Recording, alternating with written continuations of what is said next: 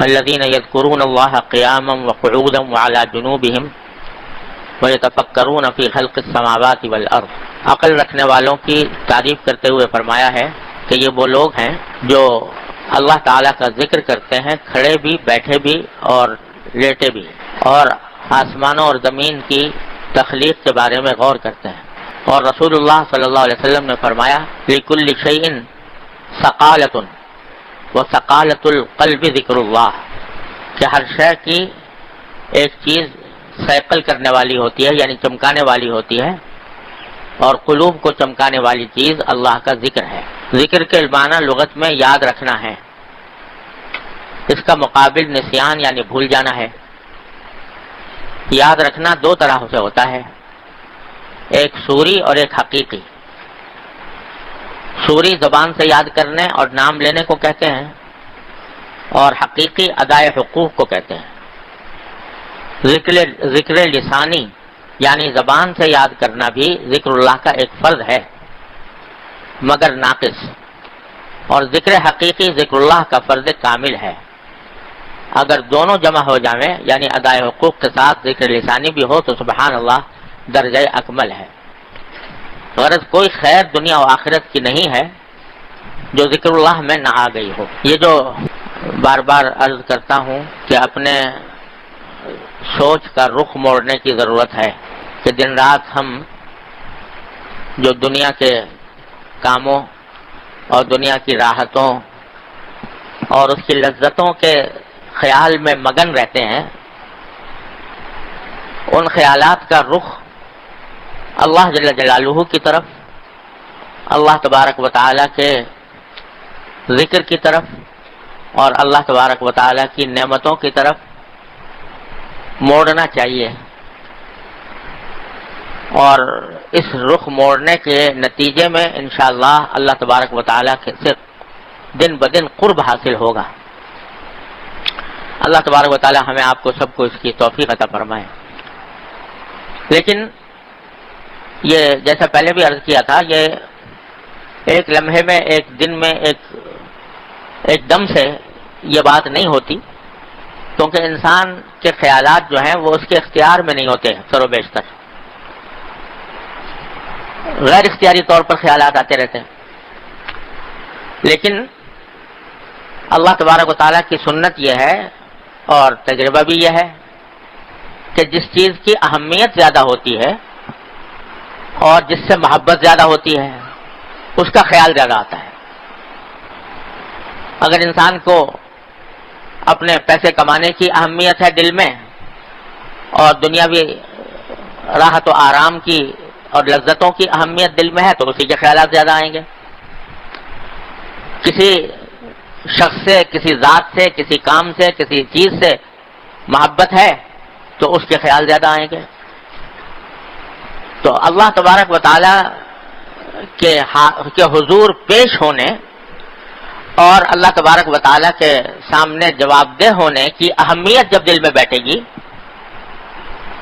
کہ پتہ نہیں کس وقت میری موت آ جائے، کس وقت میری آنکھ بند ہو جائے، کس وقت میں قبر میں پہنچ جاؤں، کس وقت میں اللہ تبارک و تعالی کے حضور حاضر ہو جاؤں. جب اس بات کی اہمیت دل میں آئے گی کہ آخرت زیادہ اہم چیز ہے بنسبت دنیا کے، دنیا کا کچھ پتہ نہیں کتنے دن کی ہے، اور جو لذت ہے، جو راحت ہے، جو مزہ ہے دنیا کا وہ فانی ہے، فنا ہو جانے والا ہے. کوئی لذت کامل نہیں، کوئی راحت کامل نہیں، مکمل نہیں. ہر لذت کے ساتھ، ہر راحت کے ساتھ کسی نہ کسی غم کا کانٹا لگا ہوا ہے، کسی نہ کسی فکر کا کانٹا لگا ہوا ہے. بڑے سے بڑا صاحب اقتدار، بڑے سے بڑا سرمایہ دار، مالدار، دولت مند،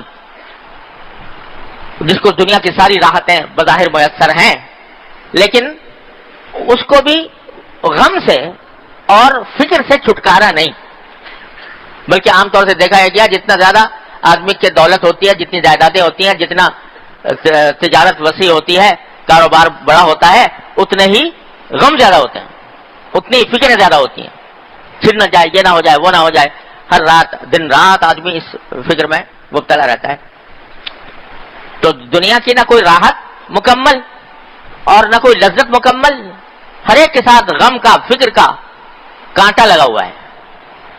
اور آخرت اول تو دائمی، ہمیشہ کے لیے ہے، کبھی ختم نہ ہونے والی. اور اس میں اگر اللہ تبارک و تعالیٰ اپنے فضل و کرم سے، اپنی رحمت سے نواز دیں اور اہل جنت میں شامل فرما لیں، تو صرف ایک نعمت کا آپ تصور کیجئے جو قرآن کریم میں بیان فرمائیے، لا خوف علیہم ولا هم یحزنون. اور بھی کچھ نہ ہو، صرف یہ نعمت کہ نہ کوئی خوف، آئندہ کا کوئی خوف نہیں، یہ ہو جائے گا وہ ہو جائے گا، کوئی فکر نہیں، خوف نہیں، ولا هم یحزنون، اور نہ کبھی غم ہے کہ پیچھے کیا ہوا تھا کیا نہیں ہوا تھا. سب غم مٹ گئے، سارے خوف مٹ گئے. اور کچھ بھی نہ ہو تو انسان کا خوف اور غم سے خالی ہو جانا یہ اتنی بڑی عظیم نعمت ہے کہ آج ہم اس کی کا تصور بھی نہیں کر سکتے. اس واسطے کبھی لمحہ کوئی ایسا آیا نہیں زندگی میں کسی بھی انسان پر کہ نہ اس کو خوف ہو اور نہ حزن ہو، نہ کوئی غم ہو. ایسا لمحہ آج تک کسی انسان پر آیا نہیں.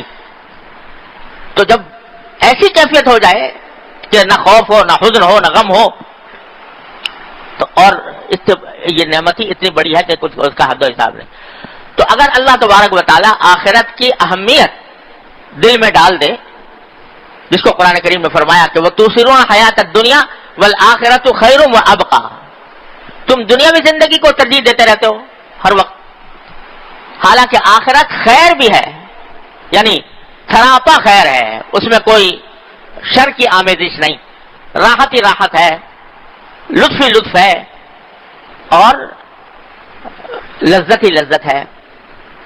وہ خیر بھی ہے، وابقی، اور پائیدار بھی ہے کہ ہمیشہ رہنے والی، کبھی ختم نہیں ہونے والی. تو اللہ تبارک و تعالیٰ اپنے فضل و کرم سے آخرت کی اہمیت اگر دل میں بٹھا دے تو پھر جس چیز کی اہمیت ہوتی ہے اس کا خیال بھی زیادہ آتا ہے کہ اس کو میں درست کروں، اس کو بہتر کروں. دوسرے، محبت. اللہ جل جلالہ اپنے فضل و کرم سے اپنی محبت عطا فرما دے، اور دعا مانگتے رہنا چاہیے کہ اللہ اپنی رحمت عطا، اپنی محبت عطا. اللہم ارزقنی حبک وحب من یحبک. اے اللہ اپنی محبت عطا فرما، اور جو آپ سے محبت کرتے ہو ان کی محبت عطا فرما. تو محبت اللہ تبارک و تعالی عطا فرما دے تو جس چیز کی محبت ہوتی ہے اس کا خیال زیادہ آتا ہے، اس کا خیال زیادہ آتا ہے.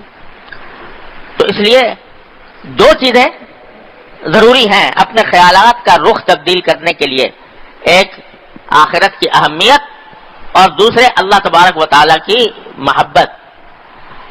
ان دونوں چیزوں کو پیدا کرنے کے لیے ایک چیز ہے جو معین اور معاون ہوتی ہے، مددگار ہوتی ہے، اور وہ ہے ذکر لسانی، اللہ تعالیٰ کا ذکر.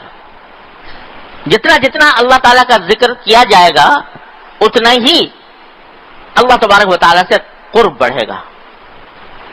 قرآن کریم نے فرمایا کہ اذکرونی اذکرکم، میرا ذکر کیا کرو، میری یاد کیا کرو تو میں تمہیں یاد کروں گا.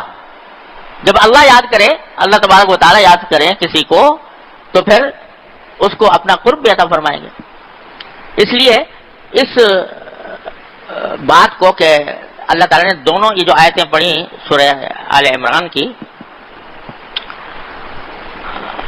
کہ الذین یذکرون اللہ قیاما وقعودا وعلی جنوبہم ویتفکرون فی خلق السماوات والارض، دونوں چیزوں کو ساتھ ساتھ ذکر کیا اللہ تبارک و تعالیٰ نے کہ یہ فرمایا ان فی ذلک لآیات لأولی الالباب، نشانیاں ہیں عقل رکھنے والوں کے لیے. عقل رکھنے والا کون ہے؟ وہ نہیں جو پیسے زیادہ پیدا کرتا ہو، وہ نہیں جو جاہو منصب جس کے بعد بہت زیادہ ہو، دنیا مال و دولت جس کے بعد، بلکہ فرمایا عقل والے وہ ہیں الذین یذکرون اللہ قیاما وقعودا وعلی جنوبہم، جو اللہ تعالیٰ کا ذکر کرتے ہیں کھڑے بھی، بیٹھے بھی، لیٹے بھی. ویتفکرون فی خلق السماوات والارض، اور غور کرتے ہیں آسمان و زمین کی تخلیق میں کہ یہ اللہ تعالیٰ نے بیکار پیدا، ربنا ما خلقت ھذا باطلا، پروردگار یہ چیزیں، یہ آسمان، یہ زمین، یہ چاند، یہ سورج، یہ ہوائیں، یہ سمندر، یہ پہاڑ، یہ پوری کائنات یہ آپ نے بے فائدہ پیدا نہیں کر دی، ویسے ہی لغو پیدا نہیں کر دی، بیکار پیدا نہیں کر دی، بلکہ اس لیے پیدا کیا ہے تاکہ اس کے ذریعے ہم جنت کی ابدی زندگی حاصل کریں. یہ سوچتے ہیں، یہ تفکرون فی خلق، تو فکر، سوچنا اور ذکر یعنی اللہ تبارک و تعالیٰ سے ذکر کو پہلے ذکر کیا، فکر کو بعد میں، کہ جب آدمی ذکر کرتا ہے اور کثرت سے کرتا ہے، چلتے بھی پھرتے بھی کھڑے بھی بیٹھے بھی لیٹے بھی، تو اس کے نتیجے میں اللہ تبارک و تعالیٰ اس کے اندر فکر بھی پیدا فرما دیتا ہے، سوچ اس کی تبدیل ہو جاتی ہے، وہ سوچ کی طرف، سوچ اس کی آخرت کی طرف مڑ جاتی ہے، اللہ تبارک و تعالیٰ کی طرف مڑ جاتی ہے۔ اس لیے ذکر جو ہے یہ ایک زینہ ہے اس منزل تک پہنچنے کے لیے۔ ذکر سے میری مراد ذکر لسانی ہے۔ حضرت نے یہاں فرمایا کہ ذکر کی دو قسمیں ہیں، ایک ذکر لسانی یعنی زبان سے ذکر کرنا، اور ایک ذکر قلبی یعنی قلب سے ذکر کرنا۔ زبان سے ذکر کرنے کے معنی تو یہ ہے کہ کوئی نہ کوئی ایسا اللہ تبارک و تعالیٰ کا آدمی نام لیتا رہے، اللہ تعالیٰ کی تعریف میں جو کلمات ہیں، سبحان اللہ، الحمدللہ، لا الہ الا اللہ، یہ کلمات زبان پر اس کے آتے رہیں۔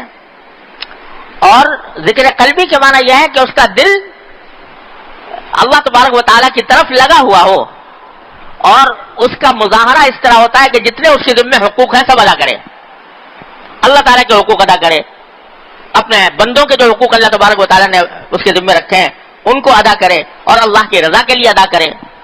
تو یہ ذکر قلبی کا ایک بڑا وسیع مفہوم ہے، لیکن زینہ اس کا یہ ذکر لسانی ہے۔